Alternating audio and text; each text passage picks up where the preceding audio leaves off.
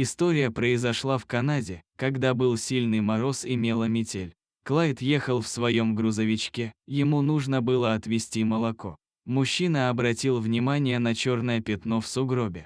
Когда он поравнялся с обнаруженным пятном, то понял, что ему нужно остановиться и, несмотря на сильную метель, выйти из грузовика. Ведь на снегу была не тряпка, как сначала подумал Клайд, а животное. Мне показалось сначала, что это какая-то одежда или тряпка, поделился воспоминаниями мужчина. Однако он вскоре понял, что в сугробе лежат и замерзают трое котят. Так как вокруг малышей не было никаких следов, то это означало, что их просто кто-то зашвырнул в снег, не выходя из машины. Котятам повезло, что Клайд ехал на грузовике, ведь из легковых машин они не были видны. И если бы не это обстоятельство, то все могло закончиться очень печально для них. Клайд быстро поднял котят и отнес в машину. Он поехал домой, а по дороге позвонил жене, сказав, что ему будет нужна ее и дочкина помощь. У Клайда уже на тот момент жили 2 кошки и 2 собаки. Его семья часто помогает животным и уже не впервой спасала котят.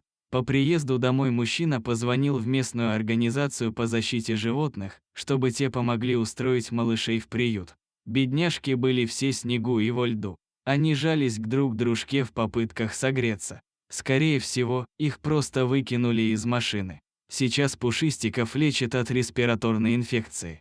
Клайд забрал к себе малышей на передержку, где выделил им отдельную комнату. Когда они будут здоровы, то их заберут в приют и будут искать постоянных хозяев. Благодаря этому неравнодушному мужчине котята живы и почти здоровы.